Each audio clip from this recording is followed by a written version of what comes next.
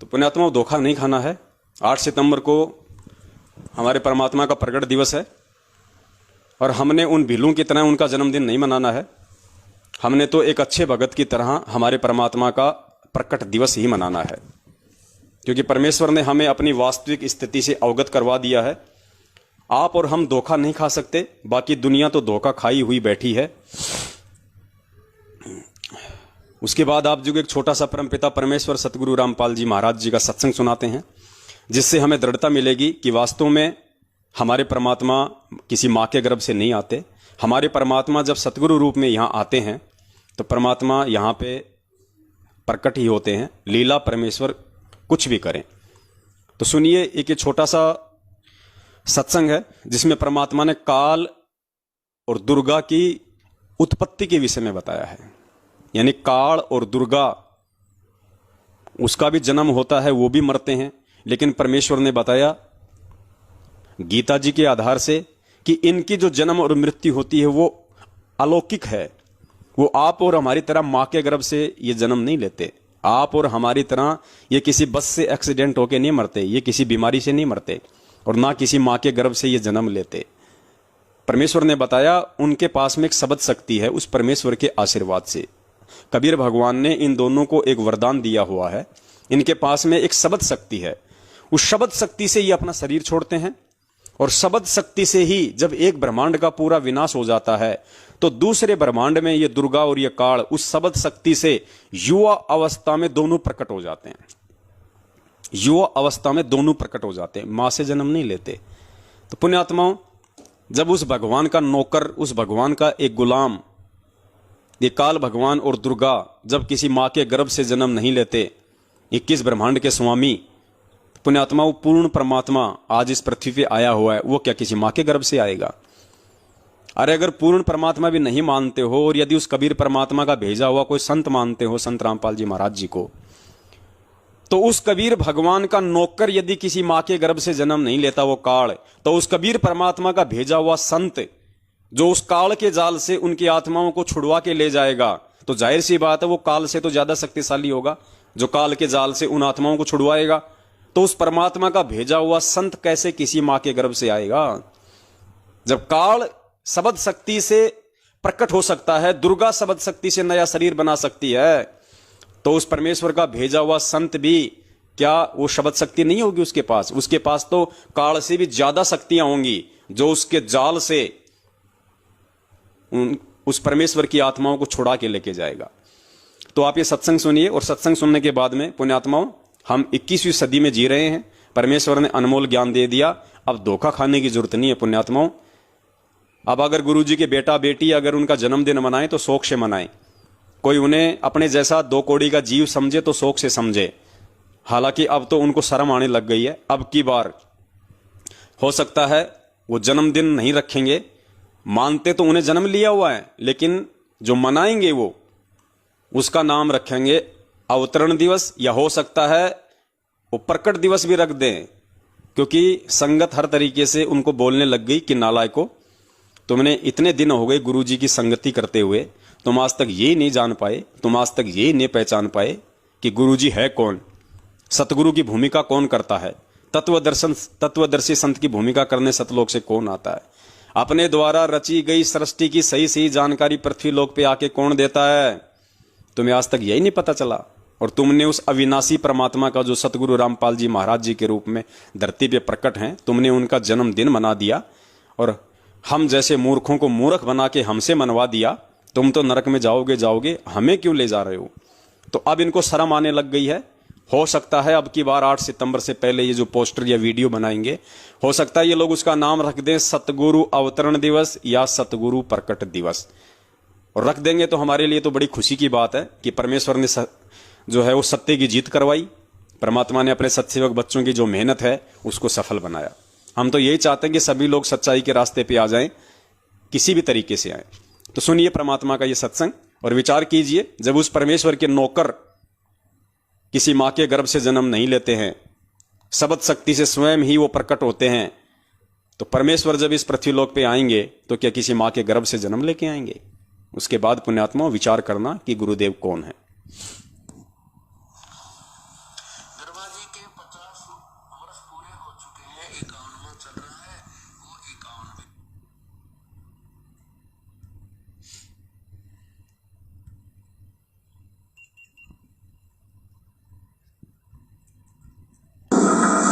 ब्रह्मा जी के 50 वर्ष पूरे हो चुके हैं, 51वां चल रहा है, वो 51 भी पूरे, शेष 49 भी पूरे होंगे और ब्रह्मा जी की मृत्यु होगी। फिर 7 ब्रह्मा की मृत्यु के बाद एक विष्णु की मृत्यु, 7 विष्णु की मृत्यु के बाद एक शिव की मृत्यु।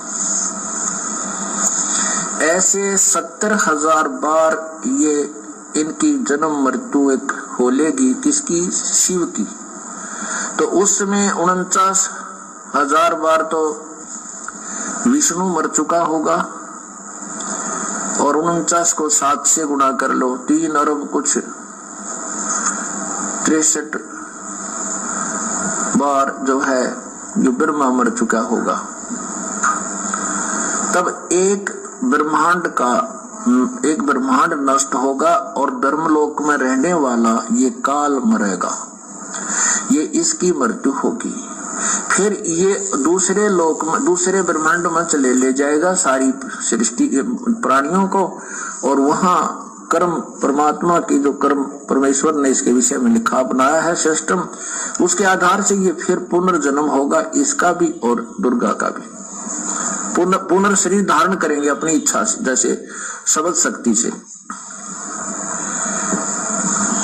एक सिद्धि होती है जो तन से, एक सिद्धि तनहंस नहीं आ रहा, एक सिद्धि होती है जो शरीर को त्याग देता है प्राणी, और दूसरा शरीर शब्द से धारण कर लेता है। ये सिद्धि शरीर त्याग देने की तो अन्यों में भी आ जाती है, लेकिन स्वयं दूसरा शरीर धारण करने की सिद्धि बहुत कम होती है।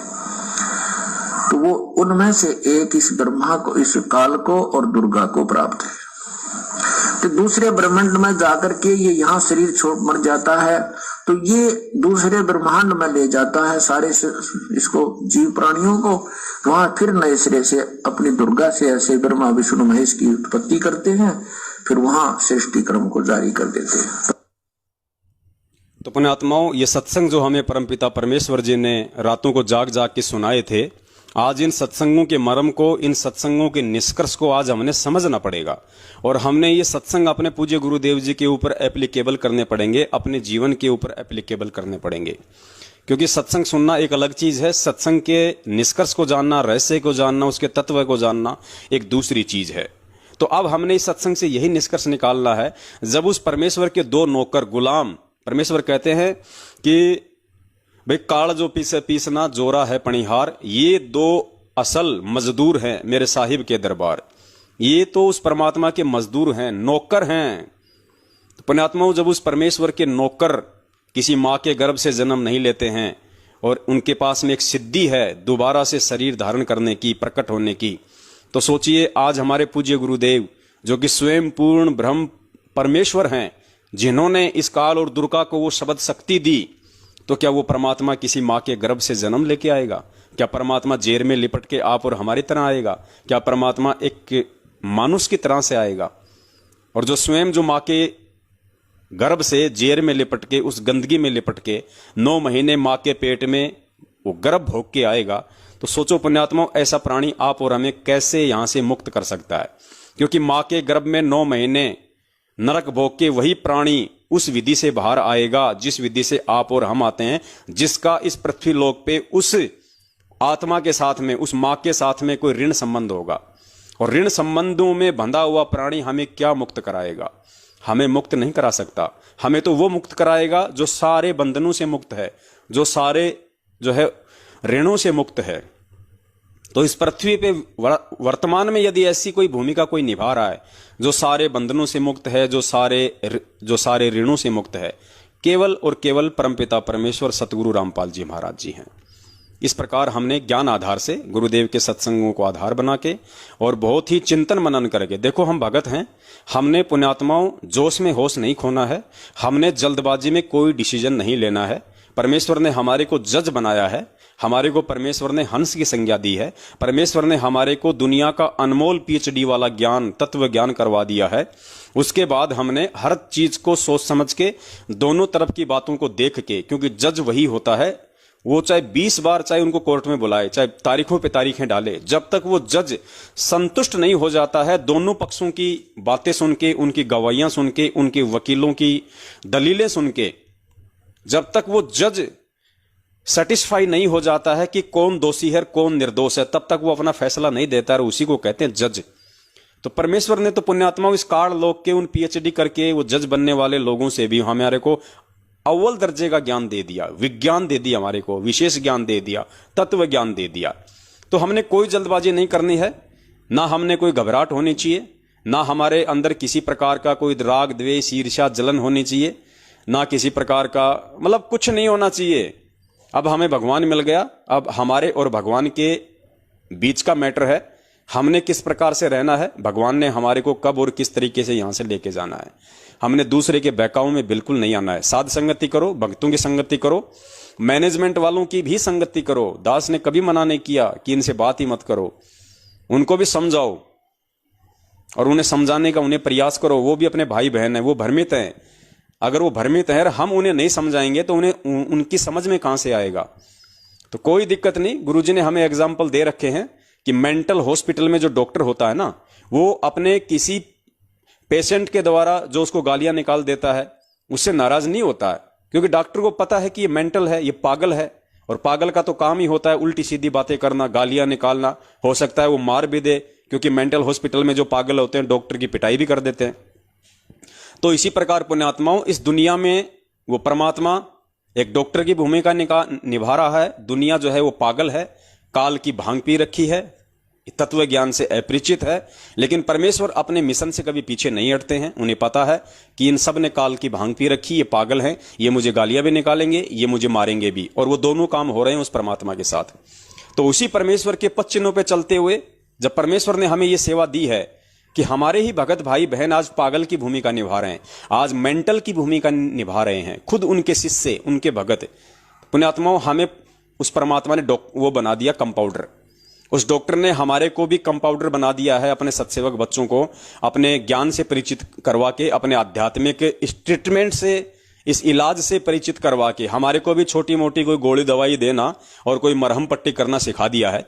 तो हमने उस परमात्मा के द्वारा बताए गए इस आध्यात्मिक ज्ञान से, उनके सत्संगों के आधार से हमारे उन भ्रमित भगत भाई बहनों की, जो काल के द्वारा भ्रमित हैं, सतलोक आश्रम मैनेजमेंट हरियाणा के द्वारा भ्रमित हैं, जो हमें गालियां भी निकालते हैं, हमारे को लठों से भी मारते हैं, हमारे को धमकियां भी देते हैं, तो उन पागलों को, उन मेंटलों को हमने नादान समझ के, मूर्ख समझ के, आध्यात्मिक रूप से भोला बच्चा समझ के हमने उन पे मरहम पट्टी लगानी है।